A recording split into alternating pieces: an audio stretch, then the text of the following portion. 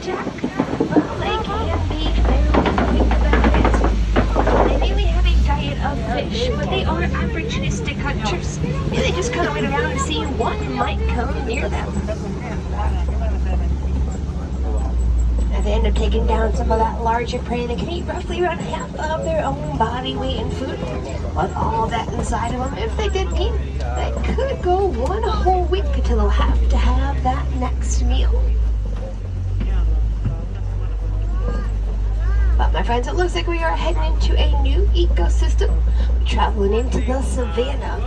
Now savannah is going to be home to some of Africa's most famous animals, like those giraffes and zebras.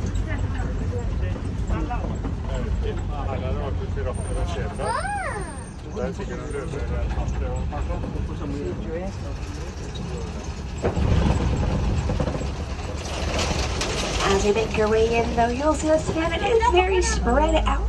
It's been a lot of these animals out here that be using their speed and agility as their main defense against any of those predators.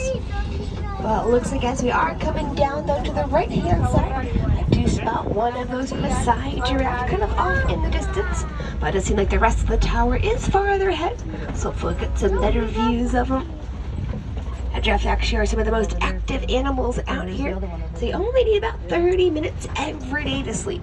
They will spend most of it, though, eating, up to about 20 hours. And you can see they do leave their mark, especially in a lot of the trees. They don't have any low-hanging leaves. That's because those giraffes did a good job of pruning them using their long tongues. Their tongue is about as long as a human arm, so they can easily wrap around any of those branches and pull all those leaves off. Now in the center, though, we do see some wildebeests out there. Now wildebeests, they are some of the most densely populated animals. It's actually only second to humans. So might see a few more as we are traveling. Now over to the left-hand side, it looks like just against that rock wall to the left of the den. You can see some African wild dogs out there. Right now they are going to be resting though. They're usually found in packs about 5 to 20, led by an alpha male and an alpha female. They actually are some of the best hunters out there. Well, they'll do is work in small groups to run with their prey until that prey will just collapse from exhaustion. Now coming up ahead though, also to my left, but off in the distance, you'll see some sable antelopes. They're kind of those brown animals with the horns on the fronts of their heads. They're pretty territorial, so it does make sense why they're off on their own.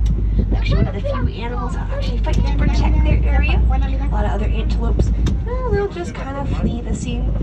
I do see a few more wildebeest coming up on the left. And all these small groups that we see, they do come together for a big annual migration period. They actually known to be the largest animal movement, roughly about 1.5 million in them. They usually are traveling though during the dry season. They go and follow those rain patterns. Now up here to my right-hand side, so we got a nice close view at one of these Maasai giraffes.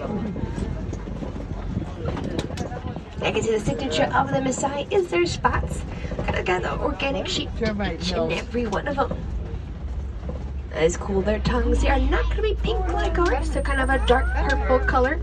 And that color does act as a natural sunblock. So they are awake for most of the day, giving a little bit of extra protection. Now over here to my left-hand side, looks like we do see some of the juveniles out there. Now babies, they have a little bit of a rough start. They have a straight drop to the ground, about 6 feet. But it does help to start up all of their systems.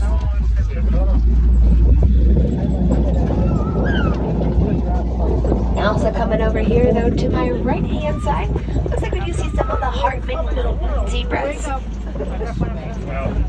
The Hartman Mountain zebras in particular actually have some pretty small and pointed hooves to climb that more mountainous terrain. As you see them grazing, they have a lot of extra skin on their neck. And that is going to be a feature called a dewlap. It's going to help regulate that body temperature. Get some better views of those juveniles out there. And when they grow up to be adults, they do get pretty tall, about 16 feet for some of the females, and roughly around 20 feet for the males.